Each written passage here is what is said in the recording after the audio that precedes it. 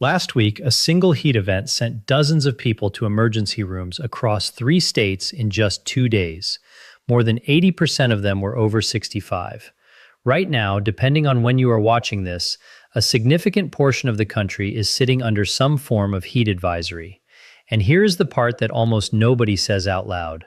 Most people who end up in serious trouble during a heat wave are not outside. They are indoors, sitting in a chair, some of them with a fan running nearby, doing exactly what they have always done every summer of their lives. Because somewhere after 60, your body quietly loses a significant part of its ability to cool itself. And nobody sits you down and tells you that is happening. I am Dr. Tong. Many of the patients I have cared for were completely certain that heat was an outdoor problem, something that happened to construction workers and young athletes. A retired man sitting in his own living room never pictured it happening to him. And that belief is precisely what makes it so dangerous.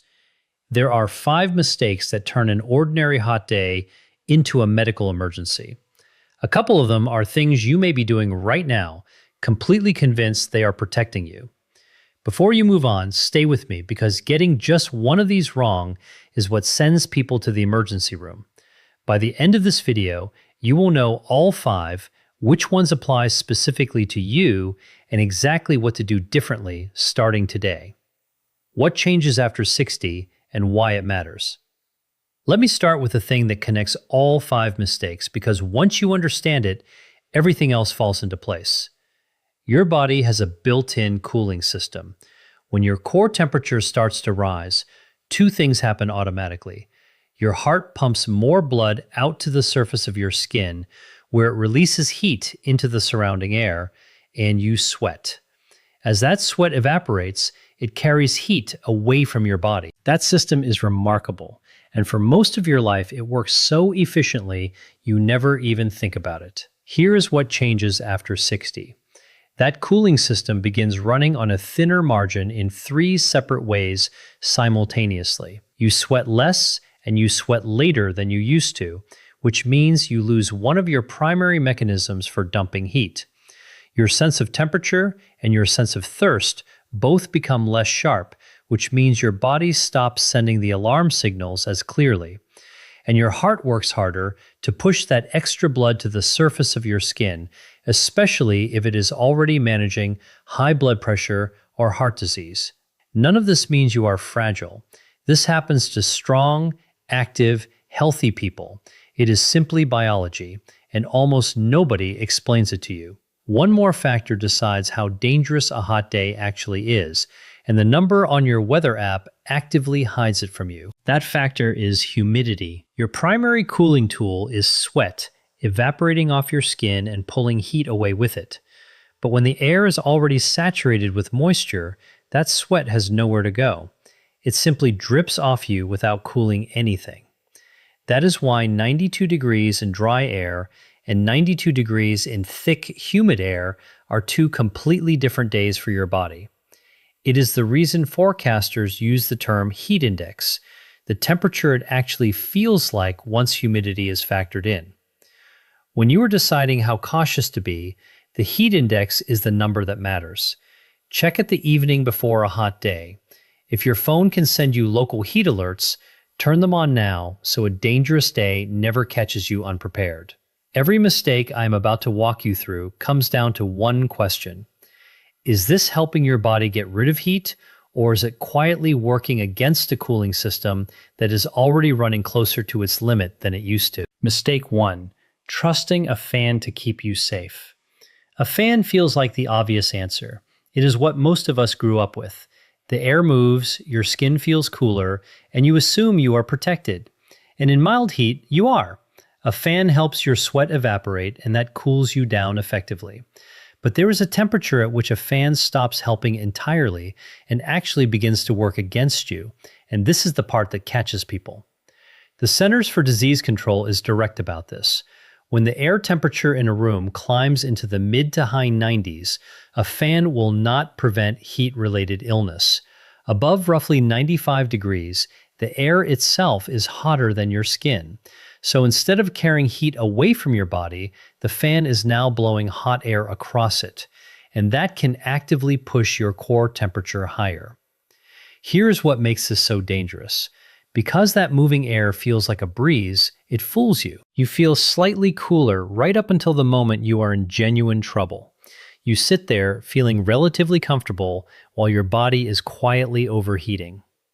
This is exactly why so many people are found in warm rooms with a fan still running nearby. They did the thing that had always worked. They simply did not know it stops working at a certain temperature, and nobody had ever told them what that temperature was. So here is what to do instead. In genuinely dangerous heat, a fan alone is not a sufficient defense, and you cannot rely on it as your only protection. The single most effective thing that protects you is air conditioning. The CDC is clear that even a few hours per day in air conditioning meaningfully reduces your risk. If you have it, use it on the worst days and stop worrying about the electricity bill. If you do not have air conditioning at home, the hottest days are the days you go somewhere that does. A cooling center, a library, a shopping mall, a neighbor's house. A few hours in real cool air resets your body's core temperature. If you are using a fan, make it actually work by wetting your skin first. A cool, damp cloth on the back of your neck, a spray bottle, a cool shower, give that fan something to evaporate and it becomes genuinely useful. A fan moving air over dry skin in a hot room is doing almost nothing for you. And do not underestimate a plain, cool shower or bath. It is one of the fastest ways to bring your core temperature down quickly, faster than a fan, faster than a cold drink. On the hottest days, a cool shower in the morning and another in the evening with a damp cloth on your neck in between will do more for you than any fan in the house. Mistake 2. Failing to account for your medications. This is the mistake I most wish more people understood because it is completely invisible. And it is where being over 60 stacks the deck, because this is the age when most people are on at least one daily prescription, and several of the most common ones quietly interfere with the exact cooling system we just described. Let me be specific because you deserve specifics rather than vague warnings. Water pills, the diuretics that millions of people take for blood pressure or swelling, pull fluid out of your body on purpose. That is their job. But during a heat wave, when you are also losing fluid through sweat, they can push you into dehydration faster than you realize. And they can blunt your sense of thirst so you do not feel it coming. Beta blockers, another enormous category of blood pressure medication, do two things. The CDC specifically flags in hot weather. They can reduce how much you sweat, and they can reduce your heart's ability to pump the extra blood your skin needs to shed heat. Two of your primary cooling mechanisms both turn down at the same time, and a class called anticholinergics, which appears in some bladder medications, certain antidepressants, and even some over-the-counter sleep and allergy products can directly suppress sweating. Entirely. None of this means these medications are harmful. They are managing your blood pressure, your heart, your symptoms, and that matters enormously. Which brings me to the most important sentence in this entire section. Do not ever stop or skip one of these medications because of the heat.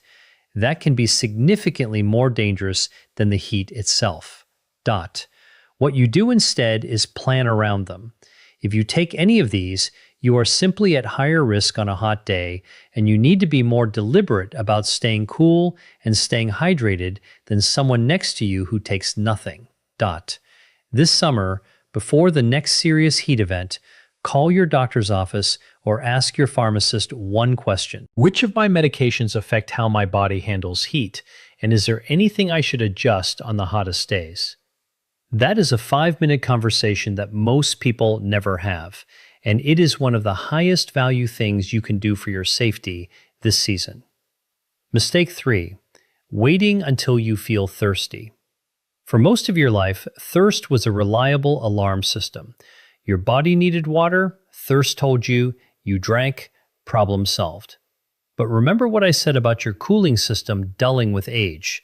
Your thirst signal is part of it, and it is one of the first things to fade, and this is well documented.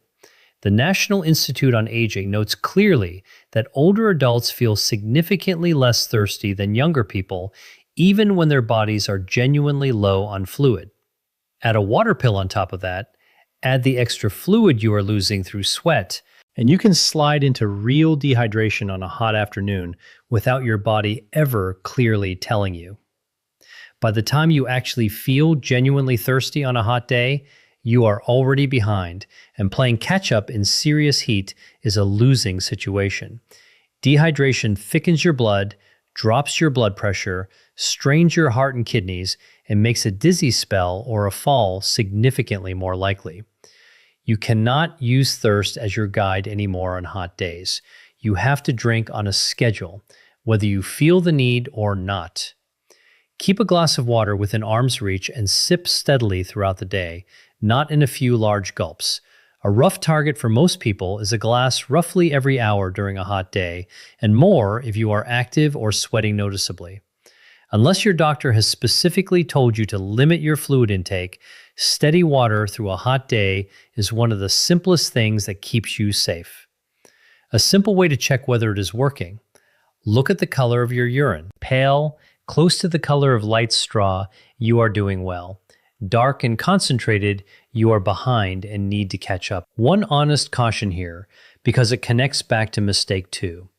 A small number of people, primarily those with advanced heart failure or certain kidney conditions, are told by their doctors to limit their fluids.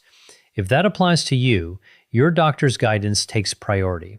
For everyone else, steady hydration through a hot day is one of the simplest protections available. And if you are sweating heavily for several hours, plain water alone is not quite enough because you are also losing salt and minerals.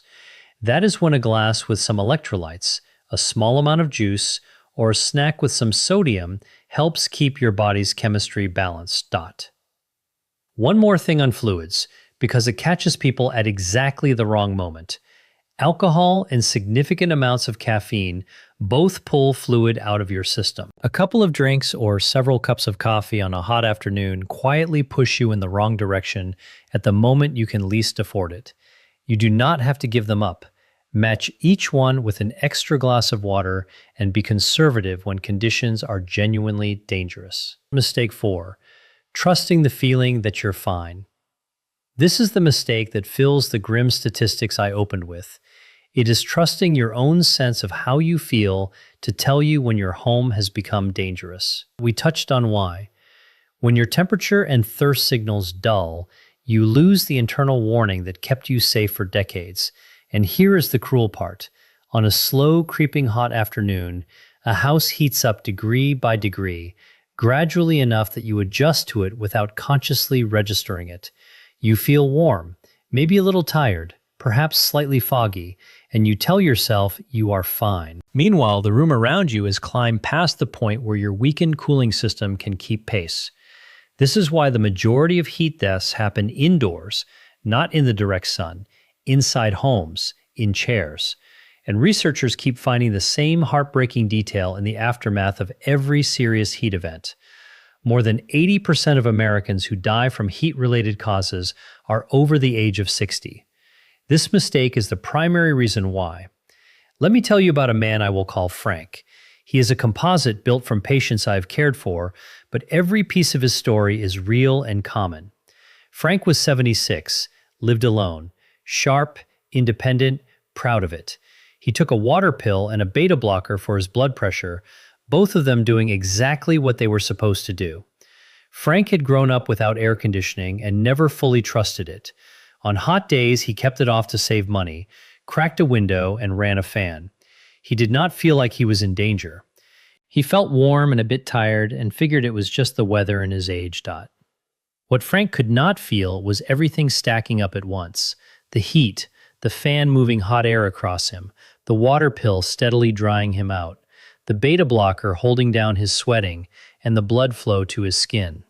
His body was overheating, and the alarms that should have been telling him so had been turned down by both age and medication. He did not call anyone, because from the inside he felt fine. So the fix is to stop trusting the feeling, because the feeling itself is the thing that is compromised. Instead, you trust a number and you trust another person. Put an inexpensive thermometer somewhere visible. Know your line. When the room you are in is pushing into the mid-80s and climbing, particularly during a multi-day heat event, that is not the time to tough it out. That is the time to get to cooler air. A few practical moves also help prevent your home from becoming a trap in the first place. Close the blinds and curtains on the sunny side of the house during the daytime so you are not letting the sun bake your rooms. Remember that heat rises significantly. An upstairs bedroom can be several degrees hotter than the ground floor. On a serious day, sit and sleep in the lowest, coolest room you have. Do any outdoor tasks, errands, yard work, a walk, in the early morning or after the sun drops in the evening. The window from roughly 10 in the morning to 4 in the afternoon is when the heat is at its most punishing, particularly combined with direct sun exposure. And set up a check-in system. If you live alone, arrange for one specific person, a neighbor, an adult child, a friend, to check on you every single day during a heat event, in person or by phone. And you do the same for someone else. A single daily knock on the door or a 2-minute phone call has saved lives. Half the tragedy in these stories is that nobody was looking in. Frank got lucky. I will tell you how that story ends in a moment, and it connects directly to the fifth and most critical mistake, mistake 5, not knowing the difference between overheated and emergency. This is the most important thing in this entire video, because this difference between being uncomfortably overheated and being in a genuine medical emergency is the line between a serious scare and a death, and it comes down to a specific set of signs. There are 2 stages, and you need to be able to tell them apart. The first is heat exhaustion. This is your body sending up a clear warning signal while it can still be turned around easily. The signs are heavy sweating, skin that feels cool and clammy to the touch, muscle cramps, weakness, dizziness or nausea, headache, and a pulse that is fast but relatively weak. If you catch it at this stage, the response is straightforward. Stop all activity. Move to a cool place or shade immediately. Lie down. Loosen any tight clothing. Sip cool water. Apply cool, wet cloths to your skin, particularly the back of the neck, the armpits, and the groin, where large blood vessels run close to the surface. Heat exhaustion caught at this stage typically turns around, but if it is missed or ignored, it can tip into the second stage. And the second stage is heat stroke, which is a call 911 immediately emergency. According to the CDC, heat stroke occurs when your core body temperature climbs to approximately 104 degrees or higher, and your body's cooling system has completely failed. The signs that must immediately trigger emergency action are these: confusion, slurred speech, or a person simply not making sense, behaving in a way that is not normal for them. Skin that has gone hot and dry because the sweating mechanism has shut down entirely. A pulse that is rapid and pounding. A severe throbbing headache. Fainting or loss of consciousness. That confusion, that change in how someone is thinking, speaking, and responding is the single most critical warning sign, and it is the one that families most often dismiss as tiredness or the person just being affected by the heat. Do not dismiss it. At 104 degrees and still rising, the body is beginning to damage its own organs, including the brain. Every minute of delay matters. If you see these signs in yourself or in someone else, call 911 immediately. While you wait for help to arrive, get the person into cool air, into a cool shower or bath if that is possible, or apply ice packs and cold, wet cloths directly to the neck, the armpits, and the groin. Starting to cool them in those first minutes before the ambulance arrives is what protects the brain and saves the life. One critical caution, because well-intentioned people get this wrong. If the person is confused, very drowsy, or has lost consciousness, do not try to give them water to drink. In that state, they can choke on it, and that turns one emergency into 2. Cool them from the outside with cold cloths and ice at the neck, armpits, and groin, and let the paramedics manage any fluids once they arrive. This is how Frank's story ends. He got lucky, and the luck had a name. His neighbor, a woman 2 doors down, had made a habit during that hot week of stopping by each evening to check in. That evening, Frank did not answer the way he usually did. When she found him, he was in his chair, awake but not making sense, mumbling responses that did not track, his skin hot and dry to the touch. She recognized that confusion in a heat wave is not tiredness. She called 911 immediately. She got cold, wet cloths onto his neck and under his arms while she waited. The paramedics began cooling him on the way to the hospital. Frank spent 2 days in the hospital with heat stroke. He walked out. His doctor told his family directly that another hour alone in that chair and they very likely would have lost him. Frank is fine today. He runs the air conditioning on the hot days now without a word about the electricity bill, and his neighbor still stops by in the evenings. He lived because one person knew one sign: what to do starting today. Let me put all 5 together simply so you can act on them right now. 1. Do not trust a fan as your only protection in serious heat. Above the mid-90s, a fan can make things worse. Get into air conditioning for at least a few hours on the worst days and wet your skin if you are going to use a fan. 2. Know your medications. Water pills, beta blockers, and some bladder, sleep, and allergy medications all increase your risk in hot weather. Ask your doctor or pharmacist what to plan for on the hottest days, and never stop a medication on your own. 3. Do not wait until you feel thirsty. Drink on a schedule throughout a hot day and keep checking that your urine stays pale. 4. Do not trust the feeling that you are fine. Trust a thermometer. Set up a daily check-in with another person during any heat event and do the same for someone near you. 5. Learn the signs of heat stroke: confusion, hot dry skin, pounding rapid pulse, fainting. If you see them in yourself or in anyone around you, call 911 and start cooling immediately. Minutes decide everything. None of these cost money. None of them are complicated. Every single one is something you can act on today, and any one of them could be the thing that gets you or someone you love safely through this summer. If this helped you, do one thing for me that costs nothing. Share this with one person over 60 in your life. This is the kind of information that genuinely saves a life. Take care of yourself in this heat. Look in on the people around you, and I will see you in the next one.